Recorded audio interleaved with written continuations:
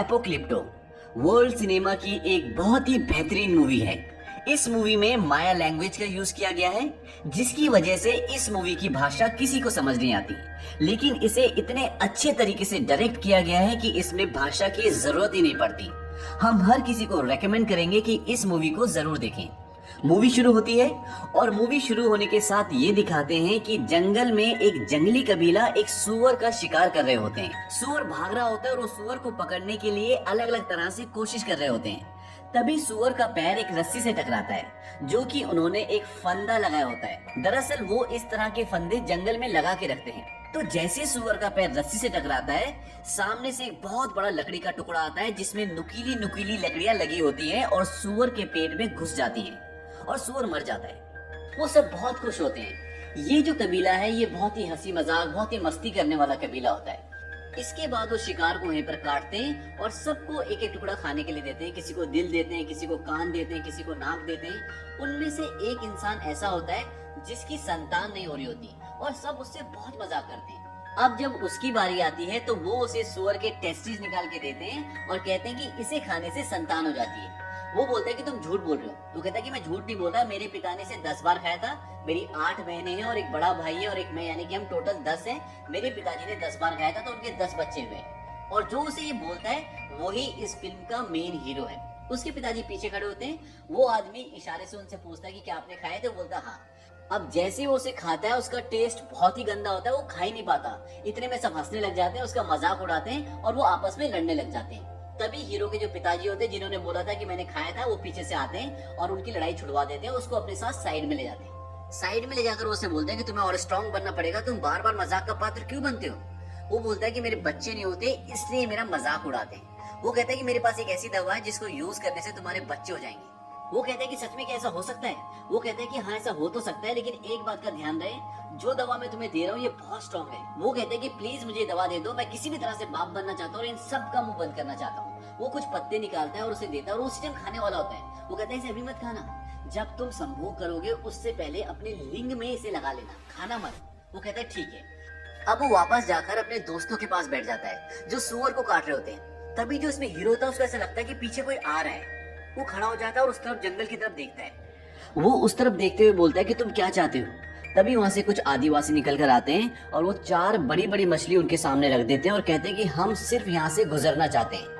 वो 4 बड़ी बड़ी मछलियां उठा लेते हैं और बदले में जो उन्होंने शिकार किया होता है उसका एक टुकड़ा उन्हें दे देते हैं और कहते हैं कि तुम यहाँ से गुजर सकते हो। इसके बाद पीछे से और बहुत सारे आदिवासी आ जाते हैं और वहाँ से गुजरने लग जाते हैं और इनमें से कई लोगों को चोट भी लगी हुई है। ये सब देखने के बाद हीरो उनसे पूछता है कि हुआ क्या था? वो बोलते हैं कि हमारा कबीला तबाह हो गया था और अब हम एक नई शुरुआत के लिए जा रहे हैं। ये कहकर वो आगे बढ़ने लग जाते हैं, लेकिन हीरो उनके पीछे जाने की कोशिश करता है क्योंकि वो जानना चाहता है कि हुआ क्या था। तभी उसका बाप उसे रोक लेता है, कहता रुक जाओ, और वो रुक जाता है। इसके बाद उसके पिता कहते हैं कि वापस गांव चलो और सब वापस गांव की ओर जाने लग जाते हैं। लेकिन पूरे रास्ते में हीरो काफी परेशान होता है। उसके पिता बोलते हैं कि तुम परेशान हो? वो कहता हाँ मैं हूँ। उसके पिता बोलते हैं कि वो जो कबीला था उनके दिल में डर बैठ गया था और डर का कोई इलाज नहीं होता, और मैं तुम्हें सलाह देता हूँ कि तुम भी मत डरो और अपना ये डर लेकर गाँव में तो बिल्कुल मत जाना। अब वो अपने कबीले में पहुंच जाते हैं। उनका कबीला काफी खुशहाल होता है, सब हंसी मजाक करते हैं और वो आदमी जिसका सब मजाक उड़ाते हैं उसको आके एक बुढ़िया पकड़ लेती है जो उसकी सास होती है। वो उसे कहते हैं कि तुमने हमें धोखा दिया, मुझे पोता चाहिए, अगर तुम मुझे पोता नहीं दे सकते तो मैं तुम्हारी जगह किसी और को ले आऊंगी। अब वो और उसकी बीवी अंदर चले जाते हैं ताकि वो सहवाग कर सके। आपको याद होगा कि हीरो के पिता ने उसे जंगल में एक दवा दी थी कि अपने लिंग पर लगा लेना और इसे बच्चा पैदा हो जाता है। अब जैसे ही वो उसे अपने लिंग पर लगाकर सहवास करना शुरू करता है तो उन दोनों को बहुत जलन होना शुरू हो जाती है। दरअसल वो कोई दवा नहीं होती बल्कि वो मिर्ची का पाउडर होता है और वो दोनों बाहर भागते हैं और सब उन पर बहुत हंसते हैं, बहुत मजाक उड़ाते हैं। इसके बाद जो इसमें हीरो होता है अपने घर पर जाता है, अपनी पत्नी से मिलता है। उसका एक बेटा होता है और एक बच्चा उसकी पत्नी के पेट में होता है। वो उन दोनों से बहुत प्यार करता है। इसके बाद ये दिखाते हैं कि कबीले में सब नाच रहे होते हैं, गा रहे होते हैं, लेकिन हीरो कहीं ना कहीं खोया होता है क्योंकि आज सुबह जो उसने उस कबीले की हालत देखी होती है उससे कहीं ना कहीं उसके दिल में एक डर बैठ गया था। उसकी पत्नी उसे बोलती है कि तुम इतने गुमसुम क्यों हो, मेरे पास वापस लौट आओ, और वो अपनी पत्नी की गोद में सिर रख के लेट जाता है। लेकिन उसके दिमाग में अभी भी वो सुबह वाली सारी बातें घूम रही होती हैं। इसके बाद ये दिखाते हैं कि उसे रात को एक सपना आता है और सपने में उसे वही आदमी आता है जिसने सुबह उसे मछलियां दी थी। उसका पेट फटा हुआ है, उसके हाथ में मांस है और सामने कुत्ता भौंक रहा है और वो उन्हें बोलता है कि भागो। और इतने में उसकी नींद खुल जाती है और बाहर सच में कुत्ता भौंक रहा होता है। तभी बाहर एक आदिवासी को दिखाते हैं जो कि बहुत ही खूंखार होता है और उसके सभी साथी पेड़ों के पीछे छुपे होते हैं। वो अपने साथियों को इशारा करता है, तभी उसके सारे साथी बाहर आते हैं जिनके हाथों में मशालें होती हैं। अब वो सब उनके कबीले की ओर बढ़ते हैं। हीरो तो पहले से उठा होता है, उसको एहसास होता है कि कोई हमारी तरफ आ रहा है। वो बाहर जाके देखता है तो उसे एक दो मशाले दिखती हैं। वो अंदर जाता है, जल्दी से अपने बीवी बच्चों को उठाता है और बाहर की तरफ ले जाता है। तभी उन आदिवासियों में से एक आदिवासी उसे देख लेता है जो उसके कबीले की ओर बढ़ रहे होते हैं और वो उसे मारने के लिए आता है, लेकिन वो जो हीरो होता है वो उसे मार देता है और अपने बीवी बच्चे को लेकर एक कुएं के पास जाता है, उन दोनों को बांधता है और कुएं के नीचे छोड़ना शुरू कर देता है। कुआं बहुत गहरा होता है तो वो धीरे धीरे अपने बीवी बच्चों को नीचे छोड़ रहा होता है क्योंकि उसकी बीवी प्रेग्नेंट भी होती है। अब तक जितने वो आदिवासी थे जो उसके कबीले की ओर बढ़ रहे थे, उन्होंने उसके कबीले पे हमला कर दिया है, सारा कबीला जला दिया है। आदमी और औरतों को मार रहे हैं, उन्हें बंदी बना रहे हैं। जो कबीला बाहर से आया होता है वो बहुत ही खूंखार होता है, बहुत ही शक्तिशाली होता है। अभी हीरो अपनी बीवी और बेटे को नीचे कुएं में छोड़ ही रहा होता है कि तभी वहां से एक आदिवासी उसे देख लेता है और उसकी तरफ भागता हुआ उसे मारने के लिए आता है। अब वो जल्दी जल्दी से अपनी बीवी को नीचे छोड़ना शुरू कर देता है और उसकी बीवी नीचे गिर जाती है। इतने में वो आदमी पीछे से आदिवासी जिसने उसे देख लिया था वहां पे आ जाता है, उन दोनों की हाथापाई होती है। वो उसके पैर पे एक अड़ंगी मारता है और वो भी आदमी कुएं में गिरने वाला होता है, लेकिन उसका पैर पकड़ लेता है। और अब वो जो आदमी लटका होता है वो नीचे देख लेता है कि एक औरत है, लेकिन इससे पहले कि वो किसी को बता पाता हीरो उसे मार देता है और वो बोलता है कि मैं अपने कबीले की, अपने दोस्तों की रक्षा करने के लिए जा रहा हूँ, उनकी मदद के लिए जा रहा हूँ, तुम यहीं रुकना। उसकी बीवी बोलती है कि तुम मत जाओ। वो कहता है कि मैं वादा करता हूँ मैं आऊंगा, और वो वहां चला जाता है। लेकिन वहां से जाने से पहले वो एक बहुत बड़े पत्थर में एक रस्सी बांध देता है और उसका एक छोर कुएं के अंदर डाल देता है ताकि अगर वो ना भी आ पाए तो उसके बीवी और बच्चे उस रस्सी के सहारे से ऊपर आ जाए। अब वो अपने दोस्तों की मदद के लिए जाता है, वहां वो उनसे खूब फाइट करता है। इतने में जो उनका एक मेन से पे सलार होता है, हीरो के उससे फाइट हो जाती है, मुठभेड़ हो जाती है और वो चाकू लेके हीरो को मारने वाला होता है, लेकिन हीरो उसका चाकू पकड़ लेता है और उल्टा उसी मारने वाला होता है, मरने वाला होता है। तभी उनके कबीले का सरदार आ जाता है और हीरो को पीछे से बंदी बना लेते हैं। अब जब वो हीरो को बंदी बना लेते हैं तो हीरो जिसको मारने वाला था वो हीरो को मारना चाहता था, वो उसे मारने वाला होता कि उनका कबीले का सरदार रोक देता है, बोलता है मुझे जिंदा चाहिए। अब वो हीरो को बंदी बना लेते हैं और हीरो के सामने उसके पिताजी भी बंदी बने होते हैं। हीरो अपने पिताजी से बोलता है कि मुझे माफ कर दो पिताजी। ये बात वो आदमी सुन लेता है जिसको हीरो मारने वाला होता है और वो उससे बदला लेने के लिए उसके पिताजी का उसके सामने गला काट देता है। इसके बाद वही आदमी जिसने उसके पिताजी को मारा होता है लकड़ी के हथियार से हीरो के मुंह पे बहुत जोर से मारता है और वो बेहोश हो जाता है। सुबह जब हीरो को होश आता है तो वो देखता है कि गांव के सारे जवान आदमी और जवान औरतों को बंदी बनाया होता है और वो उन्हें कहीं ले जाने की तैयारी कर रहे होते हैं। तभी हीरो कुएं की तरफ देखता है। जब वो हीरो कुएं की तरफ देख रहा होता है तो वही आदमी जिसने उसके पिताजी को मारा था वो उसे देख लेता है और उसे शक होता है कि कुएं में उस तरफ कोई है। वहां जाकर वो देखता है तो उसके एक साथी की लाश पड़ी होती है जिसको हीरो ने मारा होता है। अब वो कुएं के अंदर झांकता है तो कुएं के अंदर उसे कुछ नहीं दिखता क्योंकि हीरो की जो वाइफ अंदर होती है उसे पता चल जाता है कि ऊपर कोई है और वो अंदर एक सुरंग टाइप की होती है, वहां पर अपने बेटे को लेकर छुप जाती है। लेकिन उसे अभी भी शक होता है कि कुएं के अंदर कुछ ना कुछ गड़बड़ तो है क्योंकि उसमें एक रस्सी भी लगी होती है। इसके बाद वो क्या करता है, एक बहुत बड़ा पत्थर उठाता है और कुएं के अंदर फेंक देता है और रस्सी को काट के वापस आ जाता है। अब जितने भी लोगों को उन्होंने बंदी बनाया होता है उन्हें वहां कबीले से लेकर निकल पड़ते हैं। रास्ते में उन्हें वो लोग भी मिलते हैं जो सुबह उन्हें मिले थे जिन्होंने उन्हें मछली दी थी, उन लोगों को भी बंदी बनाया होता है और उनके साथ उनको लेकर आगे निकल पड़ते हैं, लेकिन वो बच्चों को वहीं छोड़ देते हैं। अब वो कबीले से निकलने के बाद एक बहुत लंबी जर्नी तय करते हैं। रास्ते में नदी आती है, पहाड़ आते हैं, जंगल आता है और इस पूरी जर्नी में बहुत अच्छे सीन्स हैं। जब आप मूवी देखोगे तभी आपको ये सीन्स समझ में आएंगे। अब ये लंबी जर्नी तय करने के बाद फाइनली वो उस जगह पर पहुंच जाते हैं जहां पर उन्हें पहुंचना था। अब बाहर बहुत सारी लाशें पड़ी होती है, वहां कुछ बीमारी फैली होती है, वहां पर एक बच्ची भी होती है। तो बच्ची कुछ भविष्यवाणी करती है। वो बोलती है कि पता है तुम कैसे मरोगी? कहती है कि बहुत ही जल्दी पवित्र समय आने वाला है, दिन में अंधेरा हो जाएगा तो तुम लोग अंधेरे से सावधान रहना। उन लोगों को बोलती है जो वहाँ के आदिवासी होते हैं, जो उन्हें पकड़ के लेके आते हैं, मतलब जो विलन होते हैं। वो कहते हैं कि तुम्हें यहाँ पर किसी एक की वजह से बाहर ले जाएगा और तुम सबका अंत हो जाएगा, तुम्हारी इस दुनिया का अंत हो जाएगा। इसके बाद वो आगे जाते हैं तो देखते हैं वहाँ उनके जैसे हजारों लोग बंदी हैं जो वहाँ मजदूरी कर रहे होते हैं। उनकी हालत बहुत खराब होती है, कोई खून की उल्टियां कर रहा है, कोई बीमार है, लेकिन वो उन्हें वहाँ नहीं छोड़ते और एक गांव से होते हुए उन्हें आगे ले जाते हैं। इस गांव में भी सभी मजदूर और बंदी लोग होते हैं। अब उन्हें एक चबूतरे पर ले जाया जाता है और उनके पूरे शरीर में नीले रंग का पेंट लगाया जाता है। यहाँ पर वो लोग भी होते हैं जिनके गुलाम होते हैं और यहाँ पे कबीले के सरदार का स्वागत भी किया जाता है जो इन सब को यहाँ तक बंदी बनाकर लाया है। एक आदमी पूछता है कितने बंदी हैं? कबीले का सरदार बोलता है कि मेरा बेटा बताएगा, पर इस बार पैसे अच्छे देना। वो व्यापारी बोलता है कि हमेशा की तरह पैसे अच्छे मिलेंगे। मतलब यहाँ पता चलता है कि ये लोग इनको जंगल से पकड़कर बेचने के लिए लाते हैं। अब वो उनकी सारी औरतों को ऊपर खड़ा करके उनकी बोली लगाकर उन्हें बेच देते हैं। इसके बाद जितने भी बंदी आदमी होते हैं वो उन्हें वहां से एक जगह ले जाते हैं। वहां बहुत भीड़ होती है और ढोल नगाड़े बज रहे होते हैं और लोगों की गर्दन काटकर उनकी बलि दी जा रही होती है। ये लोगों की बलि देकर भगवान को खुश करने की बात कर रहे होते हैं।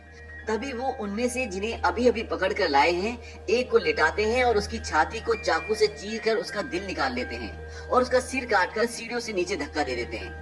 अब हीरो की बारी आती है और जैसे ही वो उसका दिल निकालने वाले होते हैं, तभी सूर्य ग्रहण हो जाता है और वो रुक जाते हैं। इसके बाद वो कुछ मंत्र पढ़ते हैं और सूर्य ग्रहण खत्म होने के बाद उन सबको दूसरी जगह ले जाते हैं।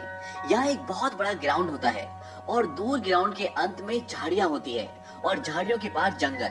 वो उन्हें बोलते हैं तुम भागो और अपने जंगल चले जाओ। अब जो उन्हें यहाँ पकड़ कर लाए हैं, उनका सरदार अपने बेटे को झाड़ियों के पास भेज देता है ताकि अगर कोई वहाँ पहुंचे तो उसे सरदार का बेटा मार दे। अब वो दो लोगों को भागने के लिए बोलते हैं। वो भागते हैं और पीछे से वो खूंखार लोग उन्हें तीर और भाले से निशाना बनाते हैं और एक की मौत हो जाती है और दूसरे को भी तीर लग जाता है और वो भी गिर जाता है। अब वो हीरो और एक और आदमी को भागने के लिए बोलते हैं। वो दोनों जिगजैग भागते हैं, पर एक के सिर पर तीर लग जाता है और वो मर जाता है। अब हीरो झाड़ियों तक पहुंचने ही वाला होता है कि कबीले का सरदार पीछे से तीर मारता है और हीरो की पीठ के वो आर पार हो जाता है और वो गिर जाता है, लेकिन वो मरा नहीं होता। अब सरदार का बेटा जो पहले से वहाँ होता है, वो उसे मारने ही वाला होता है कि वहीं पर एक और घायल पड़ा हुआ आदमी उसका पैर खींचकर उसे गिरा देता है और हीरो को बोलता है कि तुम भाग जाओ। लेकिन कबीले के सरदार का बेटा अपने हथियार से पहले उस आदमी को मारता है जिसने उसे गिराया होता है और फिर हीरो को। इसके बाद वो अपना चाकू निकालता है और जैसे वो हीरो को मारने वाला होता है, हीरो उसका हाथ पकड़ लेता है और जो तीर उसे लगा होता है उसने उसकी नोक पहले ही तोड़ ली होती है और वो उससे उसका गला चीर देता है और हीरो वहाँ से भाग जाता है। अब कबीले का सरदार और बाकी के लोग भी वहाँ पहुँचते हैं, लेकिन सरदार का बेटा मर जाता है। अब वो सब मिलकर उसका पीछा करते हैं। हीरो घायल होता है पर वो किसी भी कीमत पर अपने घर पहुँचना चाहता है क्योंकि उसकी पत्नी और बच्चा कुएं के अंदर फंसे हुए हैं और वो उन्हें बचाना चाहता है। हीरो भागते भागते बहुत थक जाता है क्योंकि वो घायल भी होता है। अब उसे एक पेड़ दिखता है जो टूट के एक पेड़ के सारे टिका होता है, तो हीरो भागता हुआ उस पेड़ पे चढ़ जाता है। उसके बाद वो कबीले वाले उस पेड़ के नीचे से गुजरते हैं, लेकिन वो उसे नहीं देख पाते। लेकिन हीरो की बॉडी से खून टपक रहा होता है, तो जब कबीले वाले नीचे से गुजरते हैं तो एक आदमी के ऊपर हीरो का खून गिर जाता है। कबीले वाले आगे पहुंचते तो देखते हैं आगे कोई हलचल नहीं होती, तो वहाँ पे रुक जाते हैं। तब कबीले का सरदार देखता है कि उसके एक आदमी के ऊपर खून गिरा हुआ है। तो जब वो खून देखता है तो वो ये समझ जाता है कि वो आदमी ऊपर कहीं पेड़ पर छुपा हुआ है। अब हीरो जिस पेड़ पर बैठा होता है वहीं पर वो देखता है कि एक ब्लैक पैंथर का बच्चा भी होता है और तभी ब्लैक पैंथर भी आ जाता है। अब हीरो भागना शुरू करता है उसी तरफ जिस तरफ वो लोग उसे ढूंढते हुए आगे गए थे। अब उसकी हलचल से उन्हें पता लग जाता है कि आगे से कोई आ रहा है और वो भी उसका पीछा करने लग जाते हैं और उसके पीछे होता है ब्लैक पैंथर। अब ब्लैक पैंथर जैसे हीरो के करीब पहुंचने वाला होता है, उस पर अटैक करने वाला होता है, तभी कबीले का एक आदमी जो उसे ढूंढ रहे होते हैं वो ब्लैक पैंथर और हीरो के बीच में आ जाता है और ब्लैक पैंथर हीरो को छोड़कर उसके ऊपर अटैक कर देता है और उसे मार देता है। और बाकी के लोग जो उसके कबीले के लोग होते हैं वो भी वहाँ पे रुक जाते हैं और वो ब्लैक पैंथर को मार देते हैं। उसके बाद वो आगे बढ़ते हैं हीरो को पकड़ने के लिए और हीरो भाग रहा होता है। अब कहीं न कहीं इन सब के दिल में एक हल्का सा डर पैदा हो जाता है क्योंकि बच्ची ने भविष्यवाणी की थी कि तुम सब का अंत होने वाला है और ये सब वो आपस में डिस्कस कर रहे होते हैं। तभी कबीले का सरदार बोलता है कि डर उसके दिल में है, तभी वो हमसे भाग रहा है। एक बार वो मेरे सामने आ जाए तो मैं उसकी स्किन को छील दूंगा, मतलब उसकी त्वचा को छील दूंगा। एक जगह हीरो सांस लेने के लिए पेड़ का सहारा लेकर रुकता है तो उसके शरीर पर जो नीला रंग लगा होता है पेड़ पे लग जाता है। अब जब वो पीछा करते करते उस पेड़ तक पहुंचते हैं तो उनमें से एक आदमी देख लेता है कि उसके शरीर का रंग उस पेड़ पे लगा हुआ है और वो बाकी लोगों को बताता है कि ये देखो नीला रंग यहाँ पे लगा हुआ है और उसका हाथ उसी रंग पे होता है। तभी उसको एक सांप काट लेता है और उसके पूरे शरीर में जहर फैल जाता है और सबको पता होता है कि अभी मर जाएगा, इसीलिए सब उसको वहां पर छोड़कर आगे निकल जाते हैं और दोबारा वो उसका पीछा करना शुरू कर देते हैं। अब पीछा करते करते वो उसके बहुत करीब पहुंच जाते हैं। हीरो भागता रहता है और रास्ता आगे खत्म हो जाता है। आगे एक बहुत बड़ा झरना होता है, अगर उस झरने से वो कूदेगा तो शायद वो बच भी ना पाए और पीछे भी उसकी मौत होती है। अब उसके पास वहां से कूदने के अलावा कोई चारा नहीं होता और वो उस झरने से नीचे कूद जाता है, लेकिन वो मरता नहीं, वो बच जाता है और तैरते हुए किनारे तक पहुंच जाता है। और किनारे पर पहुंचने के बाद वो उन सबको ललकारता है। वो उसे ऊपर से देख रहे होते हैं। अब ललकारता क्यों? क्योंकि वो अपने जंगल में पहुंच जाता है। वो उन्हें चैलेंज करता है, कहता है कि मेरे बाप ने यहाँ पे शिकार किया था और मैंने भी यहाँ पे शिकार किया और मेरे बेटे भी यहाँ शिकार करेंगे। और उन्हें चैलेंज करता है, कहता है आ जाओ। अब उनमें से एक आदमी बोलता है कि हमें इसके पीछे नहीं जाना चाहिए, हमें वापस चले जाना चाहिए। तभी कबीले का सरदार अपने एक आदमी को मार देता है और झरने से नीचे गिर जाता है और सबको बोलता है कि अब हम एक एक करके कूदेंगे। अब एक एक करके सब कूदते हैं। पहला आदमी बच जाता है, दूसरे आदमी जब कूदता है तो उसका सर नीचे पत्थर से टकरा जाता है और मर जाता है। इसके बाद सभी कूदते हैं और बच के वो किनारे तक आ जाते हैं और दोबारा उसका पीछा करना शुरू कर देते हैं। अब वो भागते भागते दलदल में गिर जाता है और बड़ी मुश्किल से बाहर निकलता है। वो बाहर निकलकर एकदम शांत खड़ा हो जाता है और बोलता है मैं जैगुआर पॉ हूँ। इस मूवी में हीरो का नाम जैगुआर पॉ होता है। तो वो बोलता है कि मैं जैगुआर पॉ हूँ और ये जंगल मेरा है और मुझे किसी का डर नहीं है। अब वो लोग उसे ढूंढते ढूंढते आगे बढ़ रहे होते हैं, तभी वो खुद उनके सामने आ जाता है और उसने अपने सिर के ऊपर पत्ते में लिपटा हुआ मधुमक्खी का एक बहुत बड़ा छत्ता पकड़ा हुआ होता है। वो उस छत्ते को उनकी तरफ फेंकता है और वहां से भाग जाता है। मधुमक्खियां उन लोगों को बहुत बुरी तरह काटती है और वो लोग भी अपने को बचाने के लिए इधर उधर भागते हैं। अब हीरो को एक पीले रंग का मेंढक मिलता है। ये एक जहरीला मेंढक है। वो उसे पकड़ लेता है और कुछ बड़े बड़े कांटे तोड़कर मेंढक के शरीर से उन कांटों में जहर लगाता है। अब वो बहुत चालाकी से काम ले रहा होता है क्योंकि वो इस जंगल को पूरी तरह से पहचानता है और वो यहाँ बहुत बार शिकार भी कर चुका है। वो एक पेड़ के मोटे तने में अपने शरीर का कीचड़ लगा देता है ताकि उन्हें लगे कि वो वहीं से निकला है और खुद वहीं पत्तों के पीछे छुप जाता है। अब जब वो एक एक करके वहां से निकलते हैं तो वो एक पत्ते को गोल करके उसके अंदर एक कांटा डालकर जोर से फूंक मारता है और कांटा सीधा उस आदमी की बॉडी में जाकर गड़ जाता है जो लास्ट में आ रहा होता है। ऐसे ही एक एक करके वो उसे 3 कांटे मारता है और वो नीचे गिर जाता है। गिरते हुए उसके मुंह से एक दर्द भरी आवाज निकलती है जिसे उसका दोस्त सुन लेता है। ये वही आदमी होता है जिसने हीरो के बाप को मारा था। अब हीरो जब बाहर निकलता है तो उस वक्त वो आदमी भी उसके सामने आ जाता है। अब जो आदमी नीचे पड़ा है उसके सामने उसका हथियार गिरा होता है।